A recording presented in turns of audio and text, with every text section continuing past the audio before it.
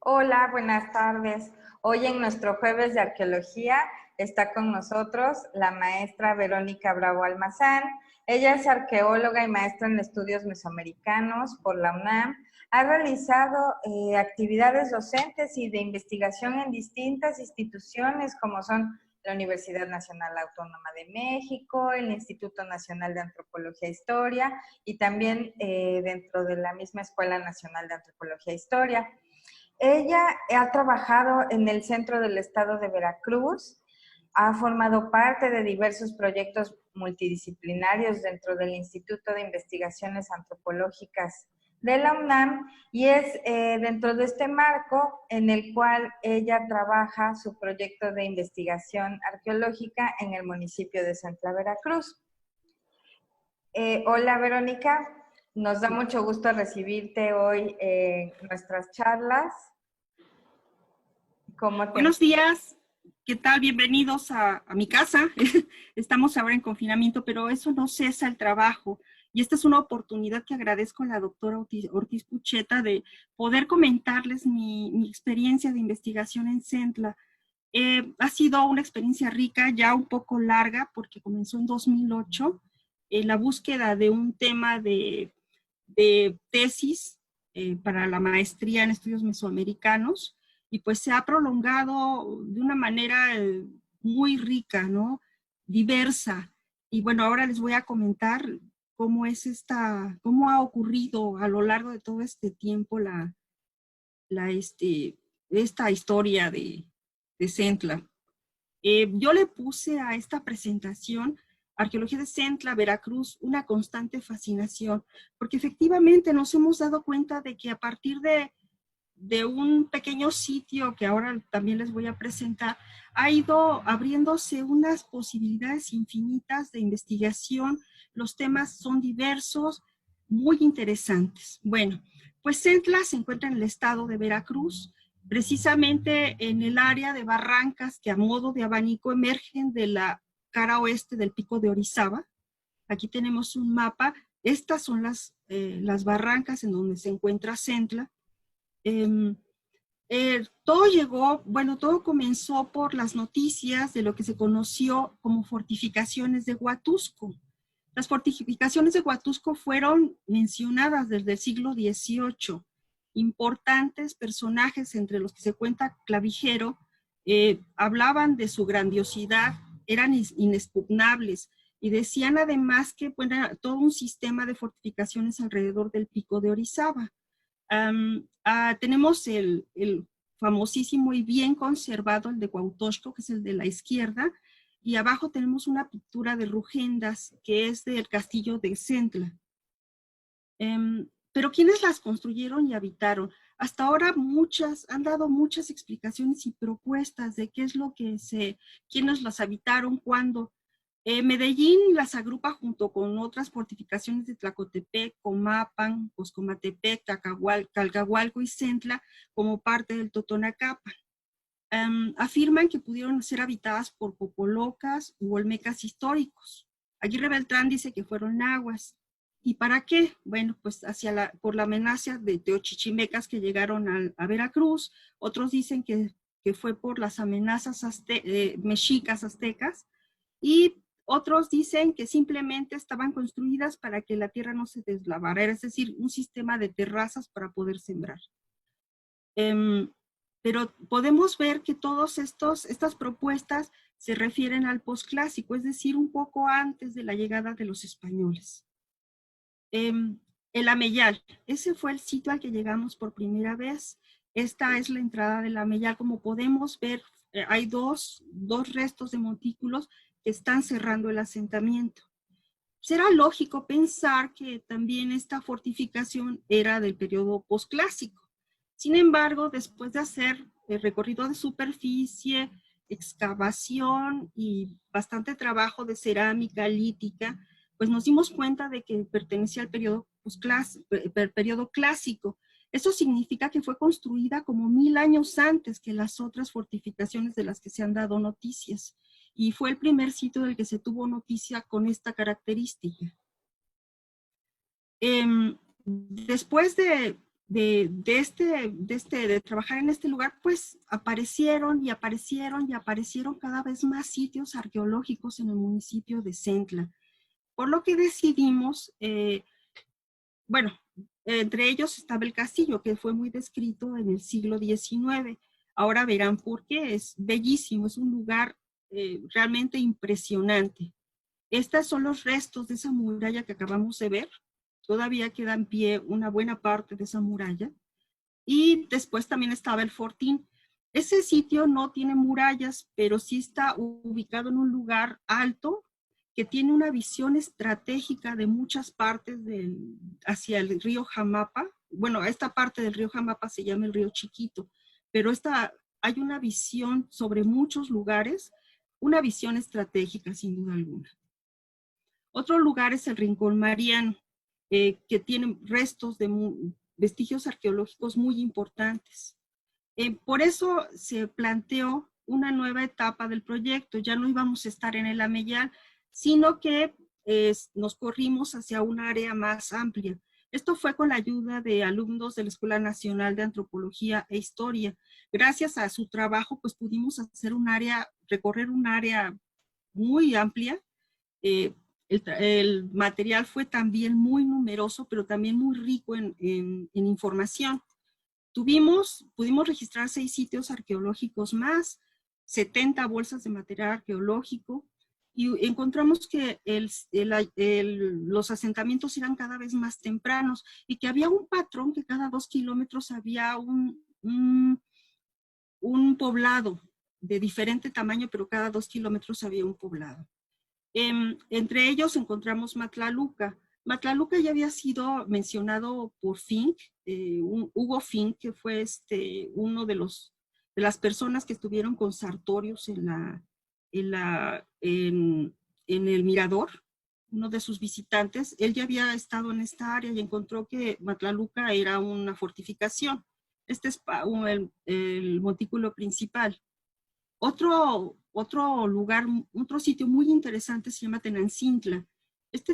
Tenantzintla ya está muy destruido, pero fue donde se encontraron más vestigios de obsidiana. Entonces estamos pensando que quizás allí era donde se producía este importante material y que de ahí se distribuía a otras partes ya sea las cuencas bajas, hacia el Golfo de México o hacia otras partes de Veracruz. Otro hallazgo interesantísimo fue la muralla de Coyotepec. Es una muralla que atraviesa casi toda una meseta y mide más de 1 kilómetro. Pero bueno, ¿qué pasa? ¿Solo hay arqueología en Centla? Pues no, la verdad es que el municipio cuenta con un invaluable patrimonio, manifiesto en múltiples asentamientos y numerosas expresiones arqueológicas, históricas, y hasta hace poco eran prácticamente desconocidas. Por eso es que el proyecto derivó hacia otras áreas, hacia otras estrategias de trabajo. Esto fue muy interesante, ahora les voy a decir por qué. Cada vez que pasábamos a la Ameyal veíamos esta maravilla, que es la capilla de San Jerónimo Centla, en el pueblo antiguo de Centla, y bueno, nos llamaba poderosamente la atención. Fue hasta el año pasado que pues nos acercamos de una manera ya más sistemática, y ahora pues está ya en vías de ser publicado un artículo sobre esta capilla, que sí tiene rasgos muy antiguos del siglo XVI. Ha tenido diversas modificaciones, pero sí tiene una antigüedad bastante considerable. Luego tenemos otra línea de investigación, fue hacia la documentación antigua. Aquí tenemos un mapa de una petición de tierras de 1576. Y aquí en este cuadro tenemos la iglesia del pueblo de Centla. Ya en 1576 se había convertido en una referencia geográfica para repartir terrenos y estancias de ganado. Entonces, el pueblo es muy antiguo y cada vez nos da más evidencias de ello. Aquí tenemos también un mapa que en 1580, este mapa, el llamado mapa de Patiño, se ha propuesto que acompañó las relaciones geográficas del siglo XVI. Y aquí podemos ver que ya estaba Centla con una iglesia en el año de 1580. Este mapa se atribuye al alcalde mayor Álvaro de Patiño, por eso se llama el mapa de Patiño, y fue enviado al rey Felipe II, junto con algunos otros documentos.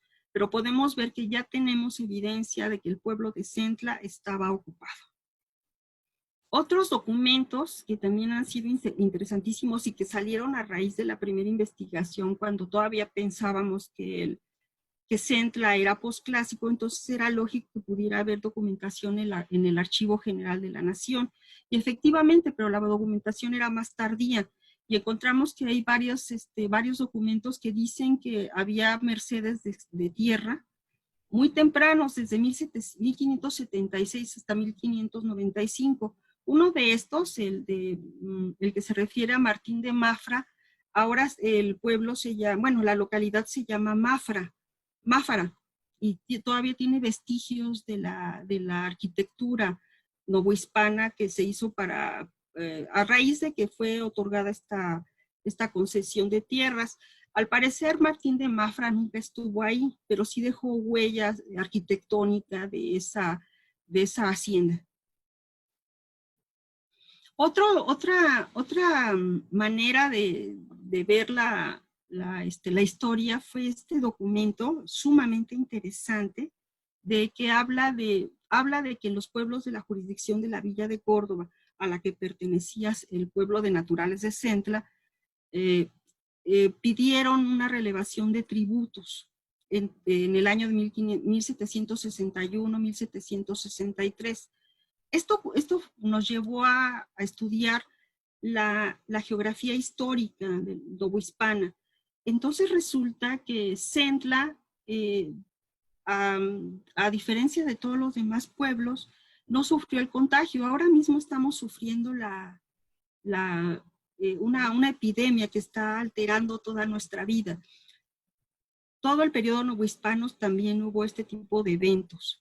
Pero en este caso concreto, Centla no tuvo contagio ni de viruela ni de matlazáhuatl, porque estuvieron estas dos epidemias fueron consecutivas y mermaron toda la Nueva España, pero curiosamente Centla no tuvo ese contagio. Esta línea de investigación pues ya también ya dio frutos.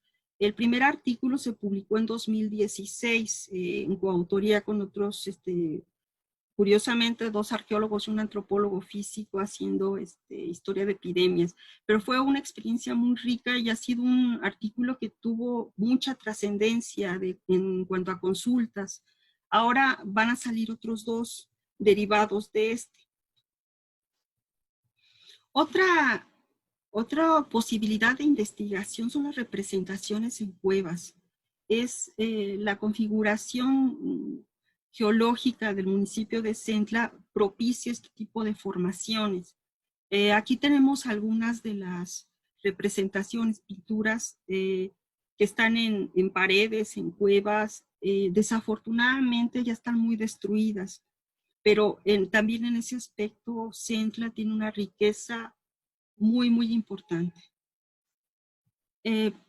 A raíz de que llegaron más personas haciendo investigación a Centla, entre ellas el equipo del doctor Marco Antonio Cardoso, de la FES Zaragoza. Ellos hicieron trabajo de otro tipo. Investigaron aspectos genéticos y moleculares, condiciones de vida, cultura y sociedad.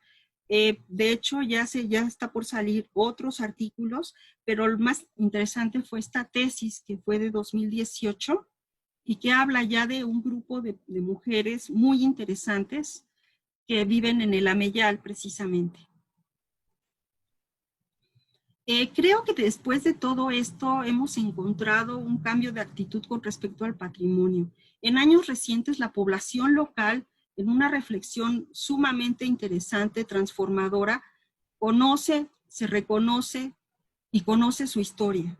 Eso es muy importante porque el patrimonio arqueológico, histórico y cultural une a una población que de verdad vemos que irradia un interés creciente en su historia, pero esta historia todavía está en construcción. Sabemos que la arqueología no es una tarea individual. a lo largo de todos estos años, pues ha habido muchísimas personas que han trabajado conmigo y que han hecho posible esta aventura, ¿no? Si bien es cierto que la aventura académica ha sido rica, enriquecedora, también el aspecto humano ha sido muy grato. Sabemos que es muy gratificante encontrarnos, reencontrarnos con la gente de Centla, nos recibe bien, nosotros estamos contentos de verlos también. Y bueno, mi reconocimiento a todas estas personas que a lo largo de todos estos años han participado en toda esta aventura académica. Y finalmente, pues especialmente a la gente, a la población de Centla, porque realmente nos ha permitido, nos ha facilitado el trabajo. Ahora vemos que sí tienen mucho interés en que se conserve su patrimonio. También, pues hemos incidido de gran manera, y este pequeñín que está aquí, ahora ya quiere ser arqueólogo. Entonces creo que se ha dejado una huella muy interesante. Quiero finalmente decir que agradezco al Instituto de Investigaciones Antropológicas de la UNAM que los proyectos del doctor Carlos Serrano ha permitido el desarrollo de este trabajo. También ahora al posgrado al que pertenezco, al posgrado de arquitectura de la UNAM, a CONACYT, y sin duda al IBEC y a la doctora Ortiz Pucheta por permitirme comentarles acerca de todo esto. Gracias. Verónica, muchas gracias a ti por compartirnos esta presentación.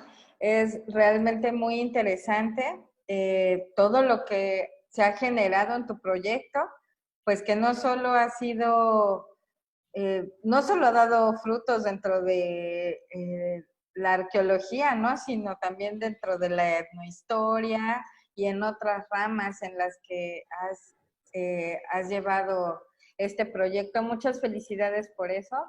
Creo que tu proyecto es una ventana para poder ver todas las posibilidades que nos ofrece la arqueología, cómo se puede diversificar y aparte del trabajo multidisciplinario.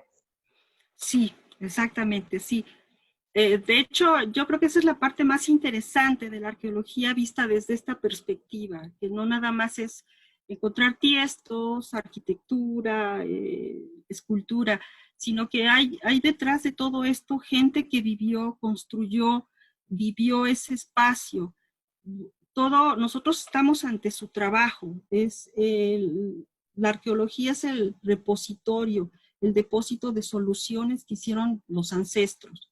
Creo que podemos aprender muchísimo de ellos. Y esta es la manera de descubrirlos y de descubrirnos en ellos, ¿no? Pues reitero de nuevo mi agradecimiento, Verónica. Y pues ahora en esta época de confinamiento, pues hay que quedarnos en casa y nos vemos muy pronto. Muchas gracias, doctora. Hasta luego.